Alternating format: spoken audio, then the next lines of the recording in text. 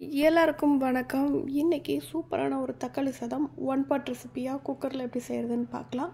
நான் வழக்கமான நம்ம வீட்டில் பொங்குற சாப்பாடு அரிசி பொன்னி அரிசி தான் யூஸ் பண்ணியிருக்கிறேன். கொஞ்சம் பிரியாணி ஸ்டைலில் இருக்குமே தவிர இது தக்காளி பிரியாணி இல்லைங்க, பிரியாணி ஸ்டைலில் இருக்கிற தக்காளி சாதம். இதுக்கு குக்கரில் கொஞ்சமாக எண்ணெய் வச்சு பட்டை சோம்பு லவங்கம் அது எல்லாத்தையும் சேர்த்து போட்டு தாளிச்சுக்கிறேன். பட்டை சோம்பு எல்லாம் ஓரளவு நல்லா வதங்கின அப்புறமா ஒரு 4-5 முந்திரி பருப்பு அதோடு சேர்த்து அதையும் ஆட் பண்ணி அதையும் வதக்கிக்கலாம். அது கொஞ்சம் நல்ல ஒரு டேஸ்ட்டு கொடுக்கும், வாயில் கடிப்படும் போது நல்லாயிருக்கும். அதுக்காண்டி இப்போ அதையும் சேர்த்து கொஞ்சம் பொன்னிறமாக வதக்கிக்கலாம். இது கூடவே பச்சை மிளகா ஒரு 2 பச்சை மிளகா நான் கட் பண்ணி வச்சுருக்கிறேன், அதையும் ஆட் பண்ணியிருக்கிறேன். அதை சேர்த்து நல்லா வதக்கிக்கலாம். வதக்கிட்டு ஒரு பெரிய சைஸ் பெரிய வெங்காயம், ஒரு வெங்காயத்தை நான் கட் பண்ணி வச்சுருக்கிறேன், அதை ஆட் பண்ணிடலாம். தக்காளி சாதத்துலேயே 2-3 வெரைட்டிஸ் கூட இருக்குதுங்க. இது ஒரு டைப் ஆஃப் தக்காளி பிரியாணி. இதை நீங்கள் குக்கர்லேயே செஞ்சிடலாம். காலையில் சீக்கிரமாக ஸ்கூல் கிளம்புற டைமில் பசங்களுக்கு சட்டுன்னு செஞ்சு கொடுத்துர்லாம். இப்போ வெங்காயம் நல்லா வதங்கிருச்சு. இதில் நான் இஞ்சி பூண்டு பேஸ்ட் ஆட் பண்ணிக்கிறேன். ஒரு 2 டீஸ்பூன் அளவுக்கு சேர்த்துக்கிறேன். இதுவும் நல்லா பச்சை வாடை போகணும். பச்சை வாடை போகிற வரைக்கும் இதையும் நல்லா வதக்கி விட்டுறலாம். இந்த தக்காளி சாதத்துக்கு நீங்கள் ரைத்தா மாதிரி ஏதாவது வச்சு விடலாம். அப்படி இல்லைன்னா கூட நீங்கள் உருளைக்கிழங்கு வறுத்து சைடிஷாக வச்சு கொடுக்கலாம். இது நல்லா உதிரியாக நீங்கள் பிரியாணி ஸ்டைலில் இருக்கிறதுனால நீங்கள் ரைத்தாவே கரெக்டாக இருக்கும். அப்புறமா கொஞ்சம் கருவேப்பிலை இதில் சேர்த்துருக்குறேன். ஒரு 3-4 பெரிய சைஸ் தக்காளி பழம் இதில் ஆட் பண்ணியிருக்கிறேன். தக்காளி பழத்தை நல்லா இந்த மாதிரி குட்டி குட்டியாக கட் பண்ணி போட்டுக்கோங்க. தக்காளி பழம் நல்லா வதங்கணும். நல்லா இந்த தோலெல்லாம் கலண்டு மசிய வதங்குற அளவுக்கு நல்லா வதக்கி விட்டுக்கோங்க.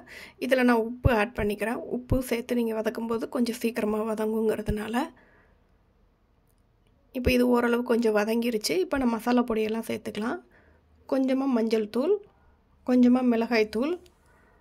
நான் இந்த மிளகாத்தூளுக்கு பதிலாக நீங்கள் சாம்பார் பொடி கூட சேர்த்துக்கலாம், அதுவுமே டேஸ்ட் நல்லாயிருக்கும். நான் இன்றைக்கி மிளகாத்தூள் தான் சேர்த்துருக்குறேன். அப்புறமா கொஞ்சம் மல்லித்தூள் சேர்த்துக்கலாம். கொஞ்சமாக கரம் மசாலா தூளையும் ஆட் பண்ணிக்கலாம்.